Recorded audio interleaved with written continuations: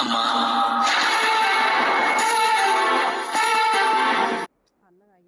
ఈ అబ్బాయి పుట్టి జస్ట్ 5 డేస్ అయిందనమాట. వీడు కళ్ళు తెరిచినప్పటి నుండి వాళ్ళ అమ్మని చూడాలనుకుంటున్నాడు. కానీ వాళ్ళ అమ్మని చూడలేడనమాట. వాళ్ళ అమ్మ కొన్ని హెల్త్ ఇష్యూస్ వల్ల ఐసీయూలో ఉందనమాట. వీళ్ళ అమ్మ నాన్న పెళ్ళై జస్ట్ 5 ఇయర్స్ అయింది. 5 ఇయర్స్‌లోనే ముగ్గురు పిల్లలనమాట. ఒకరి తర్వాత ఒకరు టపా టపా అని కనేసిందనమాట.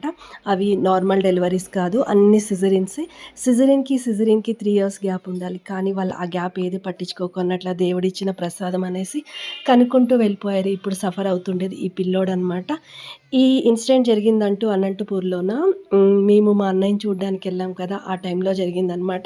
వీడు ఏడుస్తున్నాడు ఏమైంది అని మా చెల్లి అడగగానే, ఇలా అమ్మ వాళ్ళమ్మ ఐసీయూలో ఉంది, డయాలిసిస్ ఇన్ఫెక్షన్ అంటూ కిడ్నీల వరకు పాకేసింది. అదే ఎందుకు ఇలా జరిగింది అంటే, ఒకటి తర్వాత ఒక డెలివరీకి 2½ ఇయర్స్ టు 3 ఇయర్స్ వరకు గ్యాప్ తీసుకోవాలనమాట.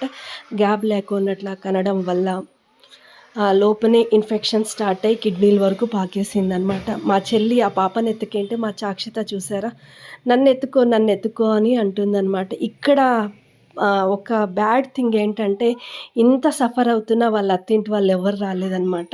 వాళ్ళ అమ్మ వాళ్ళే వాళ్ళ అమ్మ వాళ్ళు కూడా ఏజ్ అంట. వాళ్ళ పిన్ని వాళ్ళే చూసుకుంటున్నారు.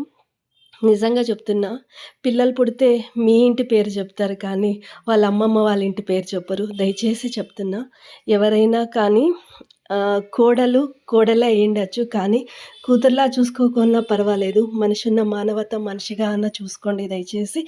నచ్చితే ఒక లైక్ ఇచ్చుకోండి.